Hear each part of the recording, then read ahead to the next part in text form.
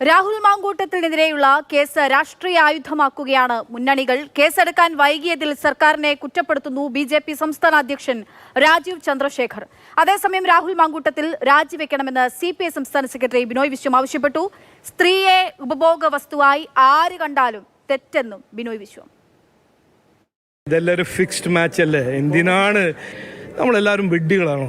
ഇത് 3 മാസം മുമ്പ് സുവോമോട്ടോ അറസ്റ്റ് ചെയ്യാൻ കഴിയുന്ന ഒരു സർക്കാർ ഇലക്ഷന്റെ 10 ദിവസം മുമ്പേ ഈ നാടകം ചെയ്യുമ്പോൾ ആരെയാ വിഡ്ഢിയാക്കാൻ നോക്കുന്നത്?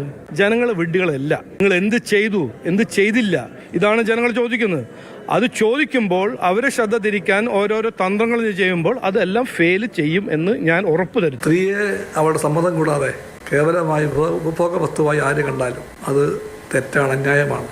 ആ തെറ്റ് നിരന്തരം ആവർത്തിക്കുന്ന ഒരാൾ കോൺഗ്രസ് അതിൻ്റെ മുഖമായിട്ട് ചൂണ്ടിക്കാണിക്കുന്ന ഒരു യുവ നേതാവ് അദ്ദേഹത്തിൻ്റെ വലിയ നേട്ടമായിട്ട് അത് കൊണ്ടാടുന്നു. കുറേ ചെറുപ്പക്കാരായ കോൺഗ്രസ്സുകാർ അദ്ദേഹത്തെ വാഴ്ത്തുന്നു. കോൺഗ്രസ് ചെന്ന് പതിച്ചിരിക്കുന്ന അപജയത്തിൻ്റെയും ധാർമ്മിക തകർച്ചയുടെയും പ്രതീകമാണ് ആ നേതാക്കന്മാർ.